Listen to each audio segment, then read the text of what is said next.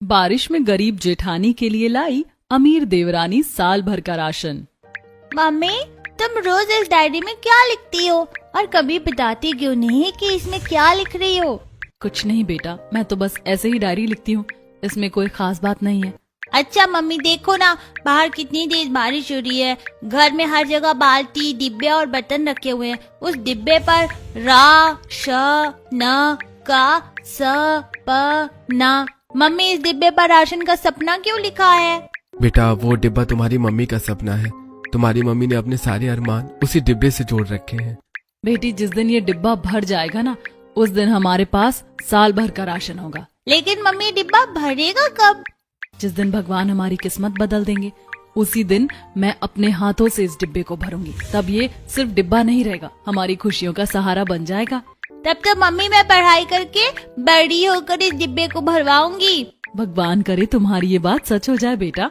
Mummy देखो, अब मेरे सिर पर भी पानी टपकने लगा।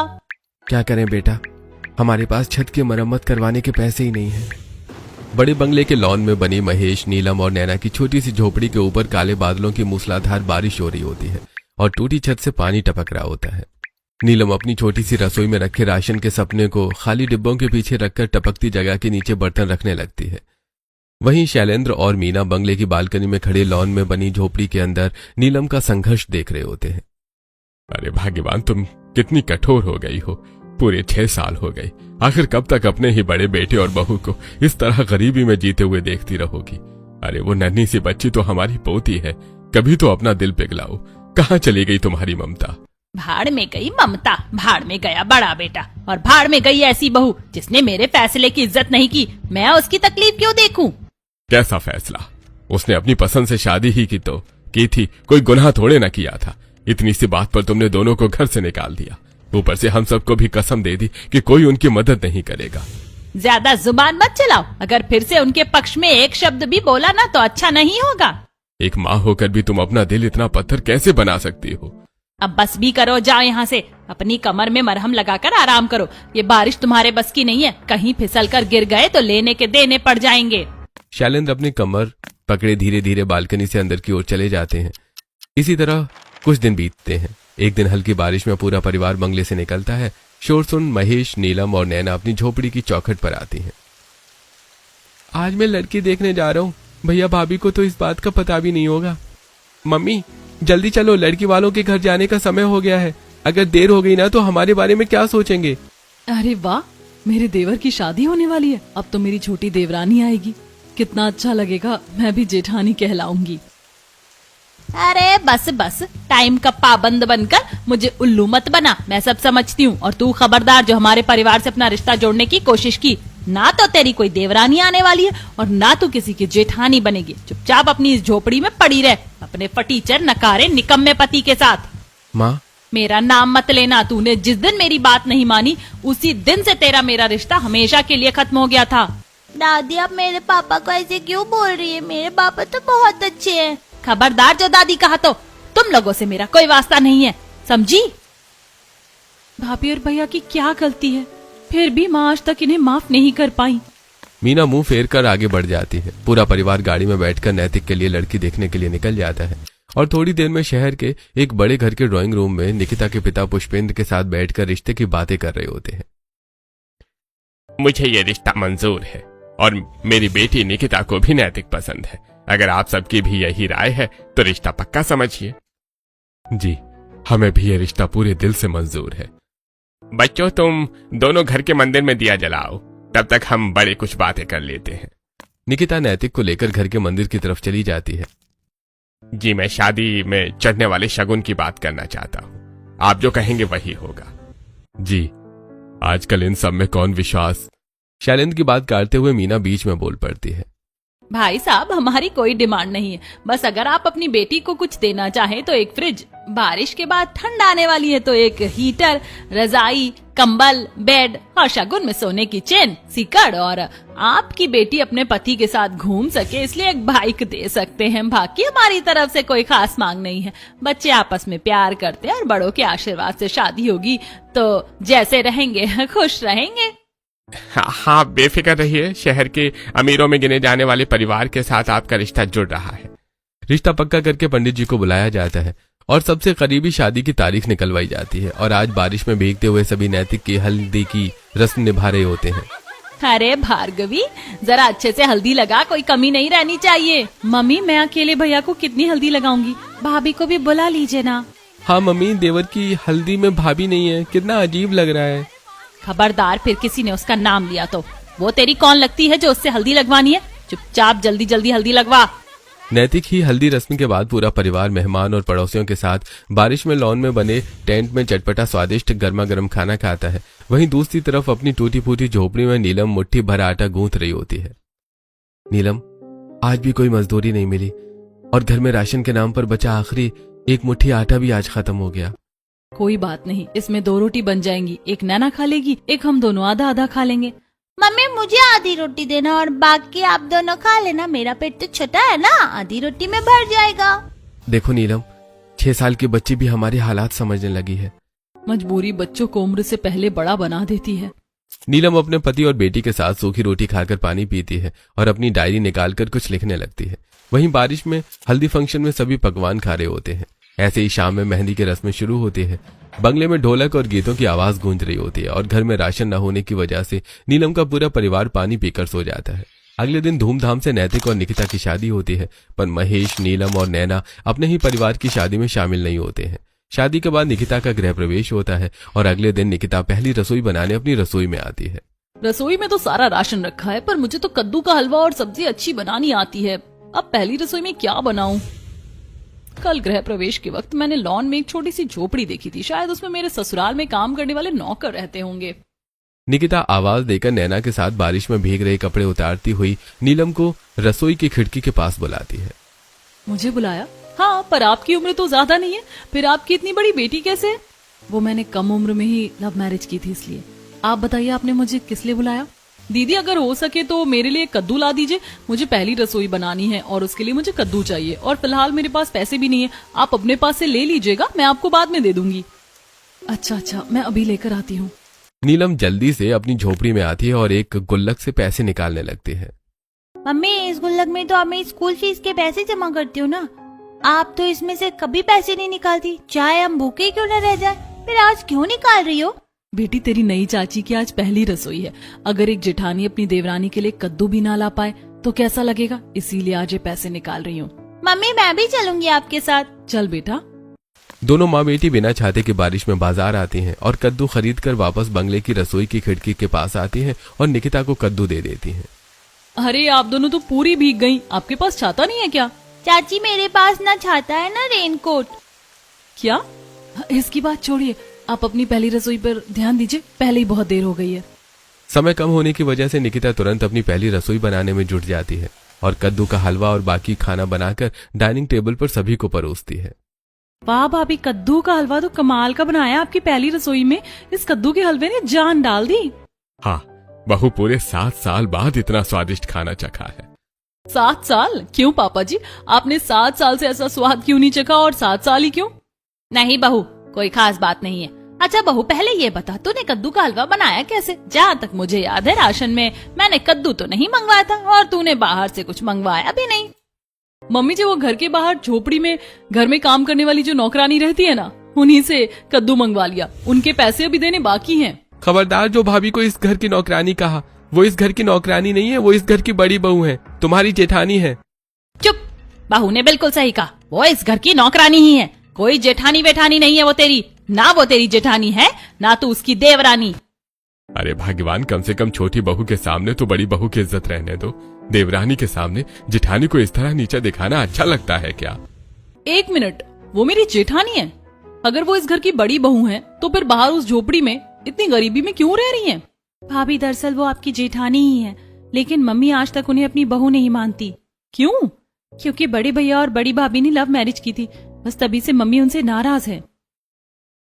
मम्मी जी, लव मैरिज कोई गुनाह तो नहीं होता? अगर 2 लोग एक दूसरे से प्यार करते हैं और शादी करते हैं तो? बहू, मुझे ये मत समझा कि मैंने सही किया या गलत। मैंने जो किया बिल्कुल सही किया। तेरी पहली रसोई हो गई है, अब ये बात यहीं खत्म। निकिता का पहला दिन बीतता है। अगले दिन सुबह से लगातार बारिश हो रही होती है। बालकनी में खड़ी निकिता की नजर स्कूल यूनिफॉर्म में झोपड़ी के दरवाजे पर खड़ी नैना पर होती है। मम्मी देखो ना कितनी तेज बारिश हो रही है। मैं इस बारिश में स्कूल कैसे जाऊंगी? आज तो मेरा एग्जाम भी है, मैं छुट्टी नहीं कर सकती। बेटी मैं तेरे सिर पर एक पन्नी बांध देती हूँ और तेरे बैग की कॉपी किताबें भी प्लास्टिक में रख देती हूँ। जैसे ही बारिश थोड़ी हल्की होगी तो किनारे किनारे दौड़ कर स्कूल चली जाना। अरे रुकिए रुकिए, ऐसे मत भेजिए उसे। अगर भीग गई तो तबीयत खराब हो जाएगी, फिर एग्जाम कैसे देगी? आप रुकिए, मैं अभी इसके लिए छाता या रेनकोट मंगवाती हूँ। नहीं, इसकी कोई जरूरत नहीं है, मैंने ऑर्डर कर दिया है, आप मना मत कीजिए। बारिश में भीगते हुए डिलीवरी बॉय बंगले की गेट पर पहुंचता है। उसी समय मीना भी बालकनी में आ जाती है। मैडम, आपका पार्सल लाया हूँ। रे डिलीवरी वाले, रुक जा बहू, ये क्या कर रही है तू? इन पर पैसे क्यों खर्च कर रही है? मम्मी जी वो देखिए, इतनी छोटी बच्ची बारिश में भीगकर एग्जाम देने जा रही है, मैं ऐसा कैसे उन्हें दे सकती हूँ? बहू वो चाहे जैसे जाए, तुझे क्या करना? देवरानी जी मैं ये सब नहीं ले सकती। दीदी इसमें लेने ना लेने जैसा कुछ नहीं है, ये नैना के लिए है। बहू तो इसे दीदी क्यों कह रही है? नौकरानी बोल, अच्छा लगता है। नहीं मम्मी जी, वो मेरी जेठानी है, मैं अपनी जेठानी को नौकरानी कैसे कह सकती हूँ? बेटी तू स्कूल के लिए निकल, देख बारिश थोड़ी कम हो गई है। सर पर पन्नी तो बांधो।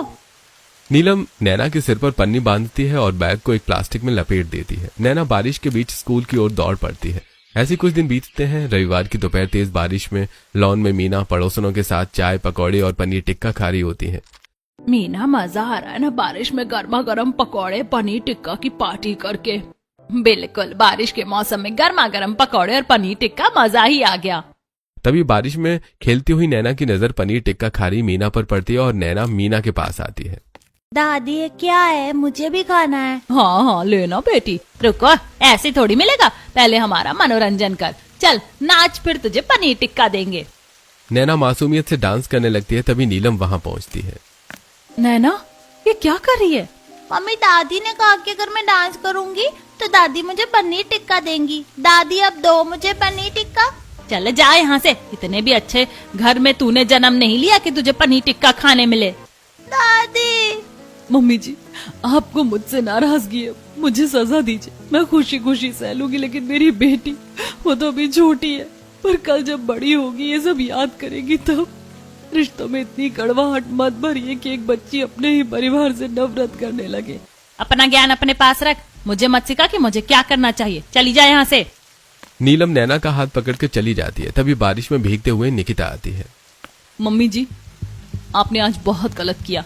मैंने क्या गलत किया? मुझे नहीं पता कि आप दीदी से क्यों नाराज हैं, लेकिन नैना का क्या कसूर है? वो तो इस घर की पोती है। आज वो बच्ची है, लेकिन जब बड़ी होगी तब उसके मन में आपके लिए जरा भी सम्मान नहीं बचेगा।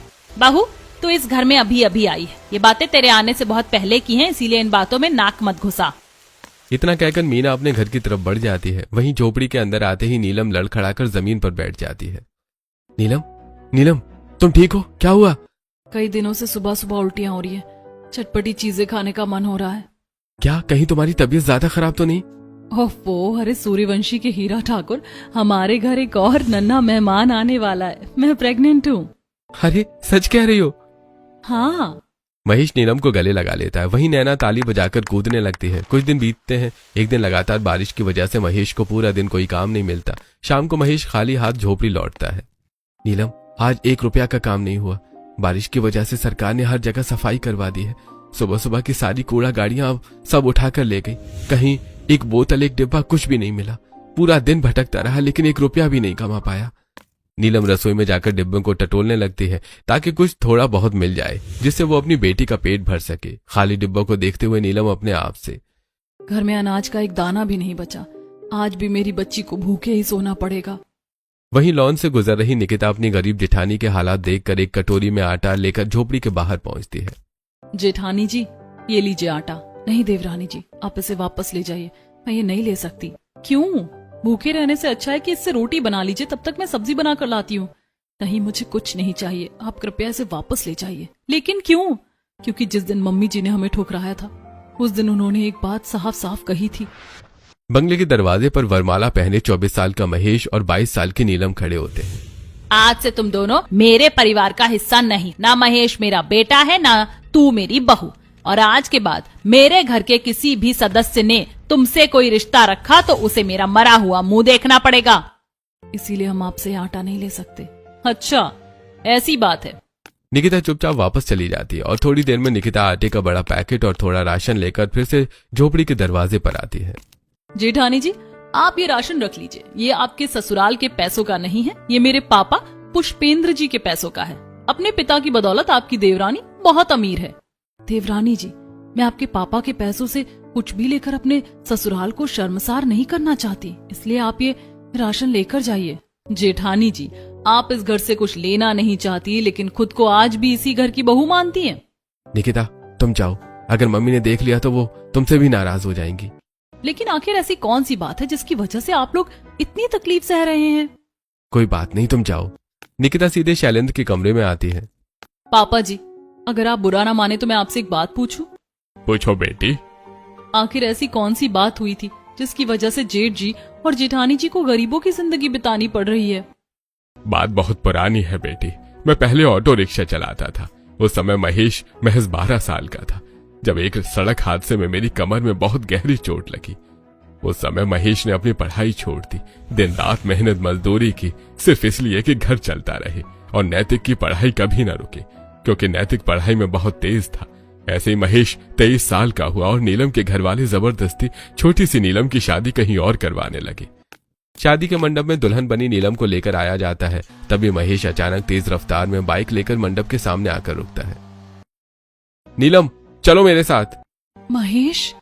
महेश नीलम का हाथ पकड़कर बाइक पर बिठाता है और सभी मेहमानों को तितर बितर करता हुआ बाइक से पलक झपकते नीलम को लेकर गायब हो जाता है। और कुछ समय बाद महेश नीलम से शादी करके नैतिक को ऑफिस से मिले बंगला, जहां पूरा परिवार साथ रहता था, वहां पहुंचता है। नालायक, मेरी मर्जी के बिना शादी करके आ गया। एक बार भी अपनी माँ से पूछना जरूरी नहीं समझा? माँ, मैं नीलम से प्यार करता हूँ। अगर आज मैं इससे शादी नहीं करता तो इसके घर वाले इसकी शादी कहीं और करवा देते। मुझे तेरी कोई सफाई नहीं सुननी। तू मेरी पसंद, मेरी इज्जत और मेरे फैसले की कोई कीमत नहीं समझा। जिस बेटे ने अपनी माँ की बात नहीं मानी वो आज से मेरा बेटा नहीं। अरे भगवान, मान भी जाओ, नाराजगी अपनी जगह है, लेकिन घर से निकाल देना कहाँ की समझदारी है? इस भयंकर बारिश में दोनों कहाँ जाएंगे? कहीं भी जाए मुझे कोई फर्क नहीं पड़ता। सारी जिंदगी में तुम्हारी हर बात पर चुप रहा, लेकिन आज नहीं। आज मैं अपने बेटे के लिए बोलूंगा। आज जिस घर से तुम उसे निकाल रही हो वो घर भले नैतिक के नाम हो, पर नैतिक को इसके काबिल हमारे बड़े बेटे ने ही बनाया है। मुझे अपना वो बेटा अपनी आंखों के सामने ही चाहिए। ठीक है, अगर तुम्हें अपना बेटा आंखों के सामने चाहिए तो अपने सामने लॉन में एक झोपड़ी बनवा दो, वहीं रहेंगे दोनों, लेकिन इस घर के अंदर कदम नहीं रखेंगे। पापा जी, मैं दीदी और जेठ जी को इस तरह बारिश में तिल तिल कर जीते नहीं देख सकती। बहू, हम तो पिछले 7 साल से ये सब देख रहे हैं।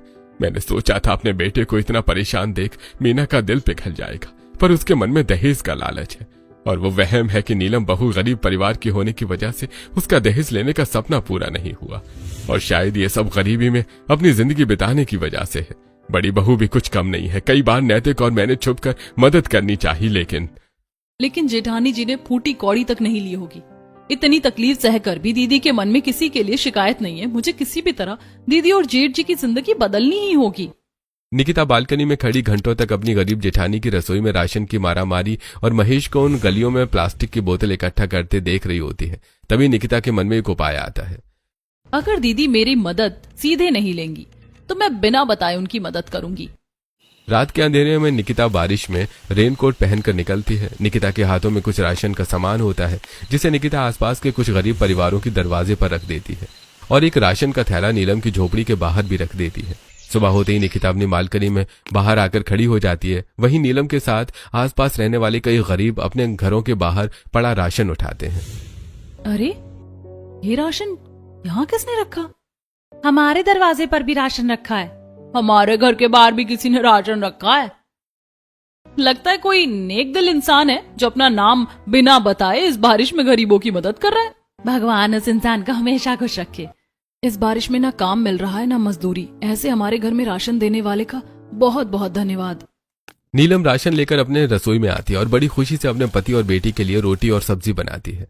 पूरा परिवार कई दिनों बाद बारिश में पेट भरकर खाना खाता है। फिर नीलम अपनी डायरी निकालती है। कल रात राशन न होने की वजह से हम सब भूखे सोए थे और आज भी पेट भरने की आशा नहीं थी, पर कोई नेक दिल रात के अंधेरे में चौखट पर राशन दे गया।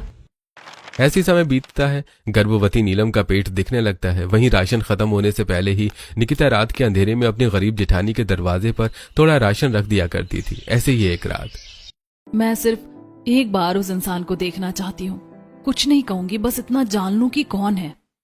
रात में नीलम चुपचाप झोपड़ी के बाहर छिपकर बैठ जाती है। तभी बारिश में हाथ में छाता और राशन लेकर निकिता धीरे धीरे झोपड़ी के पास पहुंचती है। निकिता को देखते ही नीलम बारिश में भीगते हुए निकिता के सामने आ जाती है। देवरानी जी, आप ये राशन उठाइए और वापस जाइए। आज आपकी चोरी पकड़ी गई। दीदी धीरे बोलिए और ये राशन रख लीजिए, कोई नहीं देख रहा है। कोई नहीं देख रहा है का क्या मतलब है? अगर इस तरह भीख लेकर ही पेट भरना होता तो मंदिर की सीढ़ियां कम नहीं है। हम हाथ फैलाते हैं तो सिर्फ ऊपर वाले के सामने। उसी ऊपर वाले को देखने की चाहत में मैं बारिश में उसका इंतजार कर रही थी। देखिए, मैं आपका दिल नहीं दुखाना चाहती, ये राशन वापस ले जाइए। निकिता भारी मन से राशन का पैकेट वापस उठा लेती है। नीलम की बात सुनकर निकिता की आंखें नम हो जाती हैं। अगले दिन नीलम हमेशा की तरह डायरी में कुछ लिख रही होती है। वहीं निकिता लॉन में खड़ी नीलम को देख रही होती है। आखिर दीदी रोज इस डायरी में क्या लिखती हैं? नीलम डायरी अलमारी के नीचे छुपा देती है और रसोई में राशन का डिब्बों के बीच खाली रखा अपना राशन का सपना लिखा डिब्बा निहारने लगती है। निकिता ये सब खिड़की से देख रही थी। ये सब देखकर निकिता स्कूल से लौटती नैना को रास्ते में रोकती है और चॉकलेट देते हुए, मेरी प्यारी बेटी, ये लो चॉकलेट। चाची, ये मेरे लिए? हाँ, और एक बात बताओ, तुम्हारी मम्मी रोज डायरी में क्या लिखती हैं? मुझे नहीं पता, मम्मी कभी किसी को नहीं दिखाती, पर रोज रात खाने के बाद मम्मी डायरी में 2-4 लाइन लिखती है। अच्छा, और वो राशन का सपना वाला डिब्बा? वो मम्मी का सपना है। मम्मी कहती है जिस दिन वो डिब्बा भर जाएगा उस दिन हमें पूरे साल राशन की चिंता नहीं करनी पड़ेगी। इतना कहकर नैना घर चली आती है। घर पहुंचते ही नीलम की नजर नैना की चॉकलेट पर पड़ती है। बेटी, ये चॉकलेट किसने दी? चाची ने। बेटा, अभी जाकर चाची को ये चॉकलेट वापस कर दो। नैना चॉकलेट वापस लेकर निकिता के पास पहुंच जाती है। चाची, ये चॉकलेट आप खा लीजिएगा, मैं नहीं खाऊंगी। जेठानी जी, एक चॉकलेट तक नहीं ले रही, वो मेरी मदद कैसे लेंगी? ऐसी शाम होती है। चाय नाश्ते के साथ निकिता अपने ससुराल वालों के साथ बैठती है। मम्मी जी, मैं नौकरी करना चाहती हूँ। नौकरी करेगी? अच्छा है, घर में और पैसे आएंगे। लेकिन निकिता, तुम्हें नौकरी करने की क्या जरूरत है? खैर, अगर तुम्हारी इच्छा है तो मुझे कोई ऐतराज नहीं है। कुछ ही दिनों में निकिता की नौकरी लग जाती है। शुरुआती वेतन कम होने की वजह से निकिता दिन और रात दोनों शिफ्ट में काम करने लगती है। 1 महीने बाद निकिता अपनी पहली कमाई लेकर नीलम की झोपड़ी पहुंचती है। देवरानी जी, आप हार नहीं मानेंगी ना? नहीं दीदी, जब तक आपका राशन का सपना पूरा नहीं होगा मैं हार नहीं मानूंगी। ये ना हमारे ससुराल वालों के पैसे हैं, ना ही पापा के। आपने पहली रसोई में मेरी मदद की थी, बस उसी के बदले समझकर रख लीजिए। माफ कीजिएगा देवरानी जी, मैं आपके महीने भर की मेहनत की कमाई में से 1 रुपया भी अपने घर के लिए नहीं ले सकती। निकिता चुपचाप वापस लौट जाती है। ऐसे कुछ दिन बीतते हैं। एक दिन लगातार बारिश के बीच निकिता के पिता पुष्पेंद्र छाता लेकर पैदल बंगले की तरफ आ रहे होते हैं। तभी पुष्पेंद्र जी का पैर फिसलता है और वो जोर से गिरते हैं। सिर्फ सड़क से टकराते ही खून बहने लगता है और वो बेहोश हो जाते हैं। पापा! अरे, इनके सर से तो बहुत खून बह रहा है। महेश! नीलम की आवाज सुनकर महेश झोपड़ी से बाहर आता है। पुष्पेंद्र जी को ऐसी हालत में देखकर महेश तुरंत उन्हें अपने कंधे पर उठाता है और घुटनों तक भरे पानी में दौड़ते हुए अस्पताल की तरफ निकल पड़ता है। पीछे गर्भवती नीलम और पूरे परिवार समेत निकिता भी पहुंचती है। तभी ऑपरेशन थिएटर से डॉक्टर मिथिलेश बाहर आते हैं। देखिए, मरीज के शरीर से काफी खून बह चुका है। खून की जरूरत है। आप लोग अपना अपना ब्लड ग्रुप बताइए। B negative. मेरा मम्मी पापा का और महेश भैया का ए पॉजिटिव है। डॉक्टर साहब, मेरा ए नेगेटिव है। मरीज को ए नेगेटिव ब्लड ही चाहिए, जल्दी आइए। नहीं, बिल्कुल नहीं। दीदी मेरे पापा को खून नहीं देंगी। देवरानी जी, ये आप क्या कह रही हैं? आपने मेरे पापा के पैसों का एक मुट्ठी आटा तक नहीं लिया, फिर मेरे पापा आपकी जिंदगी का इतना बड़ा एहसान कैसे लेंगे? देखिए, बाहर इतना पानी भरा है कि ब्लड बैंक से खून समय पर नहीं पहुंच सकता। अगर इमरजेंसी नहीं होती तो मैं एक गर्भवती महिला को खून देने के लिए कहता भी नहीं। देवरानी जी, आज पापा जी की जान बचानी जरूरी है। नहीं, मैं अपने पापा पर आपका इतना बड़ा कर्ज नहीं चढ़ने दूंगी, और अगर आप खून देती हैं तो आपको उसकी कीमत लेनी पड़ेगी। ठीक है। डॉक्टर नीलम को पुष्पेंद्र के बगल के एक बेड पर लेटाते हैं। देखिए, आप गर्भवती हैं, आपको कोई परेशानी न हो इसलिए मैं आपको बेहोश कर रहा हूँ। डॉक्टर इंजेक्शन से नीलम को बेहोश कर देते हैं और कुछ समय बाद डॉक्टर और साथ में नीलम ऑपरेशन थिएटर से बाहर आते हैं। अब खतरे की कोई बात नहीं है, मरीज की जान बच गई। थैंक यू दीदी, आपने मेरे पापा को नई जिंदगी दे दी। पर अब आपको मेरी मदद लेनी ही पड़ेगी, लेकिन अभी नहीं, 1 हफ्ते बाद। 1 हफ्ता बीतता है। लगातार बारिश की वजह से महेश का काम अब भी बंद पड़ा होता है। नीलम, आज प्लास्टिक की बोतल तो मिली, पर शहर के मुख्य कबाड़ी की दुकान को पुलिस ने बंद करवा दिया। मम्मी, आपने कहा था आज मेरे जन्मदिन की खुशी में पूरी सब्जी बनाओगी। बेटी, अगले इतवार जरूर बनाऊंगी। तभी झोपड़ी के बाहर एक बड़ा ट्रक आकर रुकता है। अरे मैडम, सामान कहाँ उतारना है? बहू, लगता है अपने घर का राशन आ गया, इधर बंगले में उतारो। नहीं, राशन बंगले में नहीं, मेरी जेठानी के घर में उतरेगा। क्या बहू, ये क्या कर रही हो? मेरे पैसे हैं, मेरी मेहनत की कमाई है, मैं अपनी जेठानी की मदद कर रही हूँ। इतनी बड़ी मदद, ये क्या बात हुई? जब नाराजगी 7 साल तक चल सकती है तो मेरा अपनापन 1 साल तो चल ही सकता है ना। भैया, सामान अंदर रखवाइए। राशन लेकर आई 2 आदमी गरीब जेठानी के घर में राशन के बोरे उतारने लगते हैं। देवरानी जी, मैंने आपको बताया था ना, मैं आपसे राशन नहीं ले सकती, फिर आप इतना सारा राशन मेरे घर में क्यों रखवा रही हैं? दीदी, आप अपना वादा मत भूलिए। याद है ना, मेरे पिताजी को आपने किसी शर्त के बदौलत खून दी थी। मैं बस शर्त पूरी कर रही हूँ। लेकिन इतना राशन? हाँ, क्योंकि ये पूरे साल का राशन है। पूरे साल का? हाँ, पूरे साल का। अब मेरी जेठानी जी को हर सुबह ये नहीं सोचना पड़ेगा कि आज घर में चूल्हा कैसे चलेगा। देवरानी जी, अपने मौके का क्या सही फायदा उठाया। आपको अच्छे से पता था कि आपके पापा जी को मैं खून किसी भी शर्त पर दूंगी, तो आपने ऐसी शर्त रख दी और मुझे मेरी ही बातों में उलझा दिया। पर निकिता, ये सारा राशन तो साल भर में खराब हो जाएगा। नहीं, नाइट्रोजन ऑक्साइड में सबसे अच्छी तरह पैकिंग करवाई है, बस बारिश का पानी नहीं लगना चाहिए। राशन लेकर आए मजदूर एक बार फिर घर में राशन के बोरे को रखना शुरू कर देते हैं। बेड के नीचे 3 अलग अलग तरह के चावल, मसाले के डिब्बों में महंगे मसाले, 5 किलो घी के 4 डिब्बे, 25 किलो चीनी, 1 चना, 1 काबुली चना, 1 राजमा, 1 सोयाबीन, बेसन, सूजी, मैदा और 50 किलो आटे के 2 बोरे और 15 लीटर सरसों तेल, 15 लीटर रिफाइंड तेल, 15 लीटर मूंगफली का तेल। क्या बच गया? हाँ, 10 तरह के दाल में से 15 किलो अरहर की दाल बच गई है। अब इसे कहाँ रखें? घर में तो जगह ही नहीं बची। मामा, आपका राशन का सपना वाला डिब्बा खाली है ना, उसमें रख दो। नीलम डिब्बा उठाती और बची हुई दाल उसी डिब्बे में डाल देती है। वर्षों से खाली पड़ा राशन का सपना पहली बार भर जाता है।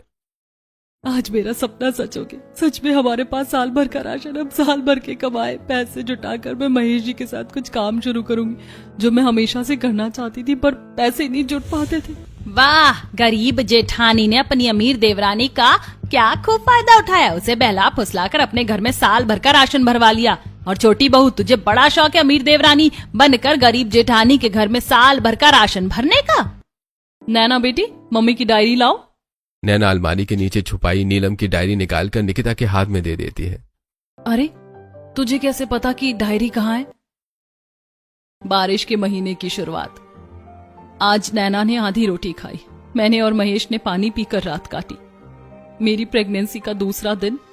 महेश को मजदूरी नहीं मिली, इस वजह से आज किसी के पेट में निवाला नहीं गया। भैया, आपने मेरे लिए अपनी पूरी जिंदगी लगा दी, और जब आपका भाई कामयाब हुआ तब आप ऐसी जिंदगी जी रहे हैं। मम्मी जी, मेरी जेठानी की गरीबी आपकी देन है। मम्मी, अब भी समय है, भैया भाभी को अपना लीजिए। अगर आज भी आपने भैया भाभी को नहीं अपनाया तो मैं भी उनके साथ ही रहने चला जाऊंगा। मैं भी अब अपने बड़े बेटे से दूर नहीं रहूंगा। जिसे जो करना है करो, पर मैं इन्हें अपनाऊंगी नहीं, और ना ही आज के बाद कभी कुछ कहूंगी। मैं अपनी कसम वापस लेती हूँ। आज के बाद इनसे रिश्ता रखने से मैं किसी को नहीं रोकूंगी। अमीर देवरानी से मिला 1 साल के राशन से गरीब जेठानी अपनी रसोई में चूल्हा जलाती है और बरसों से बिछड़े अपने ससुर देवरानी नंद के साथ खाना खाती है। और अब मीना के अलावा सभी नीलम, महेश और नैना से मिलने आने लगते हैं। आखिरकार पापा और डॉक्टर की शानदार एक्टिंग की मदद से मैंने अपनी गरीब जेठानी का राशन का सपना पूरा कर ही दिया। अब दीदी, भैया और मेरी प्यारी सी भतीजी को भूखे पेट नहीं सोना पड़ेगा। बारिश अब भी हो रही होती है, लेकिन इस बार गरीब जेठानी की रसोई से राशन के खाली डिब्बों की आवाज नहीं, बल्कि भरे हुए पेटों की डकार सुनाई दे रही होती है।